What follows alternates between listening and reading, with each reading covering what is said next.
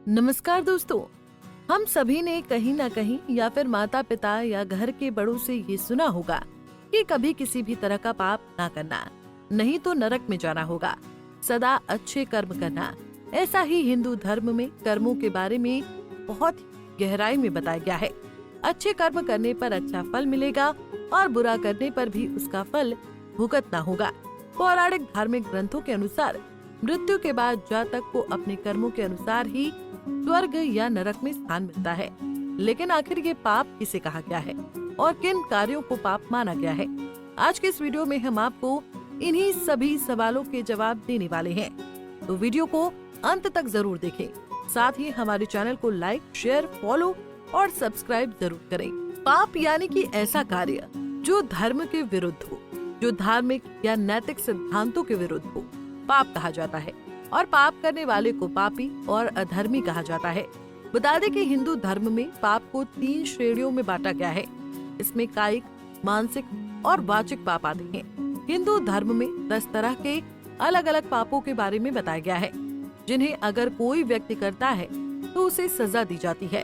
सबसे पहले बात करते हैं कायिक, जिसको शारीरिक पाप भी कहा जाता है, यानी कि ऐसे पाप जो शरीर के द्वारा किए गए हों। ये ऐसे पाप हैं जब व्यक्ति किसी के ऊपर शारीरिक अत्याचार करे या दर्द दे। इन पापों में जैसे चोरी करना, किसी की हत्या करना, शारीरिक हानि पहुंचाना और किसी पराई स्त्री के साथ शारीरिक संबंध बनाना आदि कायिक पाप माने जाते हैं। अगले पाप की बात करें तो इसे वाचिक पाप कहते हैं, जिसे वाणी के द्वारा किया गया पाप माना जाता है। यदि कोई जातक किसी के प्रति गलत बोलता है, अपशब्द बोलता है, दूसरों की पीठ के पीछे बुराई करता है, जानबूझकर बार बार झूठ बोलता है, किसी के साथ मिलकर दूसरे की निंदा करता है आदि इसमें शामिल। जो भी इन पापों को करता है उन्हें नरक की सजा भुगतनी पड़ती है।